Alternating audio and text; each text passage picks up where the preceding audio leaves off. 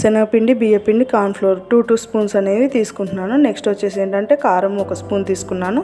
మన కారానికి తగ్గట్టు ఉప్పు అనేది యాడ్ చేసుకుంటున్నాను. అన్నీ కూడా మిక్స్ చేసేసుకొని దొండకాయలు నీట్గా కడుక్కొని ఇలా పొడవుగా కట్ చేసుకుంటున్నాను అనమాట. ఈ దొండకాయలన్నిటిని వీటిలో వేసుకొని మనకి ఇలా ఈ కన్సిస్టెన్సీ రాకపోతే కొంచెం లైట్గా వాటర్ చల్లుకుంటూ ఇలా కలుపుకోవాలి. మరీ లూజ్గా కలుపుకోకూడదు, గట్టిగా ఉండాలి.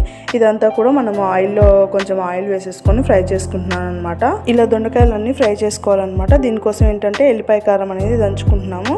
దానికోసం నేను ఇక్కడ ఇంకొక స్పూన్ కారం అండ్ అలాగే రుచికి తగినంత ఉప్పు, జీలకర్ర, వెల్లుల్లిపాయలు వేసుకొని ఇలా కచ్చాపచ్చాగా దంచేసుకుంటున్నాను అనమాట. మొత్తం కూడా ఈ దొండకాయలన్నీ ఫ్రై అయ్యాక మనం అందులోనే అదే ఆయిల్లో కొంచెం పల్లీలు అనేది వేయించుకుంటున్నాను. ఇలాగా పల్లీలు కూడా వేయించుకున్న తర్వాత కొంచెం కరివేపాకు అనేది వేయించేసుకుంటున్నాను. ఇవన్నీ కూడా ఈ దొండకాయ ఫ్రైలో మిక్స్ చేసేసుకొని కలిపేసుకోవడమే. చాలా టేస్టీగా ఉంటుంది, ట్రై చేయండి.